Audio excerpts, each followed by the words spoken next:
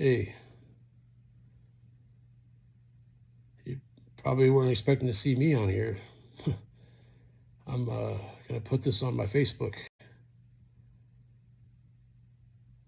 I'm not expecting to get a million followers on my first video here, but I'm hoping that the people that need to see this are gonna see this, and I think they will when they go on my Facebook.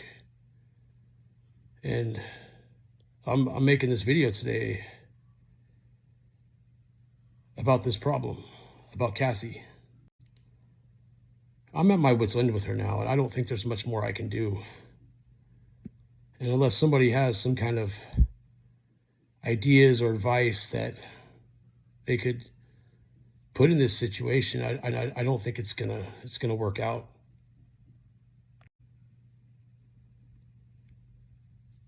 And you know, to begin this, I don't really know where to begin. It's everything.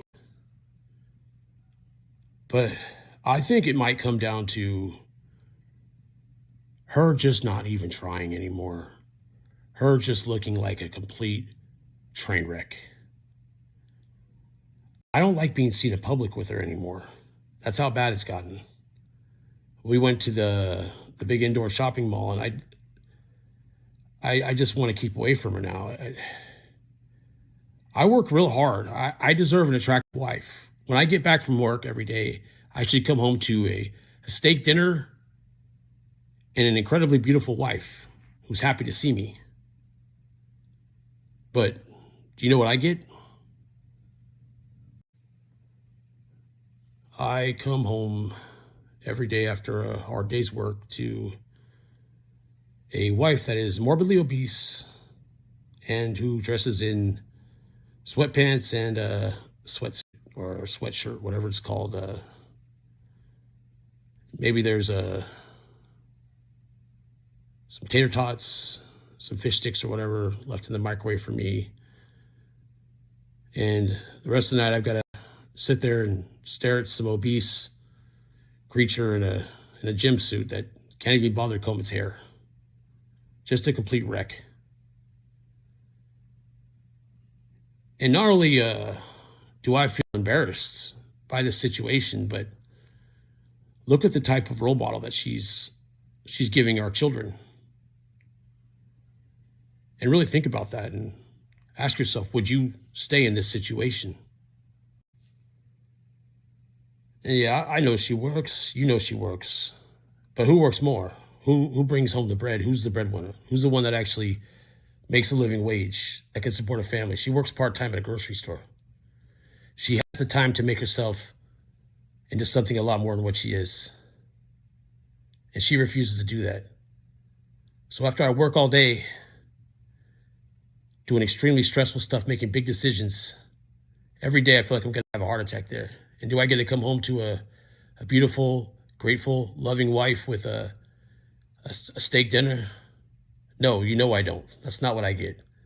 I come home to a morbidly obese slob in a tracksuit. Maybe she made me some fish sticks and tater tots, and gotta heat them up in the microwave. And well, I'm not gonna accept this anymore, and I'm not happy with this. And you probably already know all about this. You were probably at the birthday last year. You know, I spent about $300 on that gift for her. I thought it would be the best thing she could have ever wanted. I took half a day's off work to get that for her. I had to go to the gym. I had to meet with the personal trainer, did the whole tour of the gym. It's the best gym in town. I got her the top membership.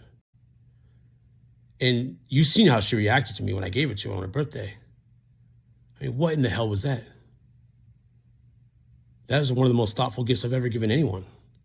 And she turned around and she attacked me. What did she say? She said in front of you, if you're watching this, she heard everything she said. She said, this is the worst gift anyone's ever given me. And she was crying her eyes out. That's what I get. That's what I deal with. And that's the story of my fucking life. And it's excuse my language. I'm sorry about that. I'm really sorry. And That's the tip of the iceberg. Then there's her son. You know what I'm talking about, the panty sniffer. You have any idea what it's like to live with a kid like that who you just see doing the most screwed up, disgusting things you could possibly imagine? And you got to stand by and watch. You watch his mother just encourage and enable this kind of behavior in somebody. And that's exactly what she does with that kid. And at some point, when you got a kid like that, you got to take some accountability and the reason they are the way that they are. And that's why they caught him at that Walmart sniffing them, whatever the hell he was doing. He's in them changing rooms sniffing grandma's panties, some old lady's panties, or whatever it was he was doing. He needs some kind of serious help. And she does the opposite. She enables the way that he is. You know, it's just that it's just this real sense of just this real pathetic, just indecisiveness about everything that she does. And that's why her kid's the way it is. You know, I offered her to help her straighten that kid out. I said, I'll give you help with him.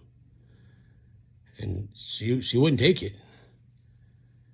Then there was that incident. I don't know if you remember this, but we, me and the boys, we always do that fishing trip. And it was one of those years it got canceled. So I had had extra room, had a free room at, up in Reno. So, I told Cassie, I said, hey, I got a room. Why don't we go there? I mean, you can have a nice week together.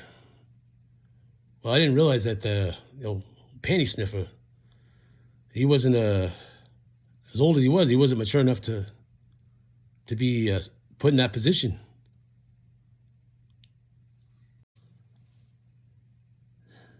I remember that trip too because I had $1,000 jackpot. I was in a pretty good mood till I got home. And as soon as I got there right away, I just got a funny feeling, I guess you could say. So I go in my room and I start rooting around. I can just tell something's not right. It don't take me long to figure it out. I find that checkbook of mine, and then it all makes sense. That little son of a bitch, you know what he did? He went in there and he got my goddamn checkbook. And he wrote himself it was like $17, $18 and a pizza. Stole $18 off me. And I was pretty angry about this. I wanted to call the police on him, and fucking excuse my language. That Cassie, she's, oh no, you can't do that. Please don't do that to my son. Don't give him a criminal record, please, please. And this time I wasn't gonna budge. Begging me and saying, please don't destroy my son. He won't be able to handle jail. And I tried telling her, I said, Cassie, at some point in your life, you got to accept the reality of things, and that kid needs a lot of help. And she's screaming over and over. And I said, fine. I won't call the police on him, but he's going to meet my belt. This is something he's needed for a real long time. And she agreed. She said, that's fine. Just please don't send him to jail. So I went out there to his room. I got on my trusty belt, and I was going to give him some much needed guidance. And that Cassie, you know what she did? She jumped in front of me like she was some goddamn rescuer or something like that. Like he was like a human shield. She's screaming, don't hurt my boy, don't hurt my boy, screaming. And that dumb little panty sniffer just looks like he don't know what the hell's going on. I looked at that freak kid, and I looked at that crying, indecisive, just complete, just disgrace for a parent that Cassie is. I looked at them both, and I just walked out of the room and went and had myself a drink. And you wonder why I drink so much. Now you're getting a taste of it. Now you kind of have some idea what I deal with every single day. And I just gave up after that. I realized that she's going to coddle and she's going to give that panty sniffing baby all the suck titty that he's ever going to need. She's going to let him, she's going to breastfeed him or whatever it is for the rest of his goddamn life. And that's why he gets caught sniffing old ladies' panties in the Walmart changing rooms. It's his mother's fault. Yeah, but there's more about that that son of hers too, that even on that trip when I came back and I found out my kids, he didn't even feed them. They've been living off potato chips or whatever else. He couldn't even make them a decent meal. Too busy thumping his dummy or whatever he does in his bedroom all day. Sorry, excuse my language. I don't usually use this many obscenities, but when you got a wife that's just a complete indecisive idiot, just makes herself look like shit, just raised a complete pervert degenerate to be a son. And I got to stand along ringside. I got to sit there and watch all this stuff. And I'm not allowed to do anything about it. I just got to sit there and watch. It's like a train wreck you see coming. You can stop it, but you're not allowed to. You just got to sit there and watch it happen. And I'm really starting to weigh things out. And I don't see anything that makes it where I should stay here. I mean, that kid of hers, he is the most unlikable freak you'd ever meet. Nobody likes this kid. He has no friends. He just sits in that room all day like a freak. And I don't like the sight of him, honestly. I've been dealing with him for years. Just some weird, antisocial freak kid. You got nothing you can relate to this kid about. You can't talk about sports with him. You can't do anything with him. He's a freak. He's a weirdo. And I'm sick of it. So when he turned 18, I let him know. And that day, I came in there with plastic bags. I started taking all the stuff out of his room. And he just started having a complete breakdown like a little baby. Ran to his mama. Went crying to his mama. Crying to mama. And then she came in there. Then she came in. She came in there screaming like a goddamn banshee. Doing her usual. Screaming, hooting and hollering, all her hysterics. Saying, oh, I can't throw out her son. He can't go on the street. He'll be homeless. He's a grown man. He can deal with himself. I mean, you wonder why I drink. You wonder why I drink. This is the type of shit I got to deal with. Pardon my language. This is the type of stuff I got to deal with every single day. With her. And that goddamn kid. And I worked out a deal with her. I gave her another shot too. I guess, I think I'm a very compassionate person in a lot of ways where I probably shouldn't be, and I get taken advantage of because I am this way. But I said I can get him a job at my work. He can start a low spot there. And if he keeps that job, he can stay here. He can start paying rent like a normal human being. And as usual, she did this. But that kid ain't never worked a day in his life, and he's just an incompetent idiot. He's unlikable. He's untrainable. He's got a real bad attitude. And, he didn't work out. And I'm back to square one. I'm still here, still working my fingers to the bone every day, coming home to a big fat sweaty slob in a gym suit and some weird kind of sick deranged panty sniffing pervert son who doesn't do anything all day and just lives out of the house rent free, scot free, just does whatever the hell he wants to do. And I'm just I'm the idiot that's got to pay for it all. And I'm saying no. I'm saying no. If you're watching this video and you see this, I'm at my wit's end, and I'm telling you, any one of these days from now, I'm going to take all of my stuff out of that house, and I'm just going to leave those tricks to it. I'm the only one that keeps things going there.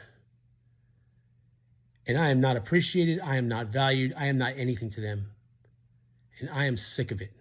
I am goddamn sick of it.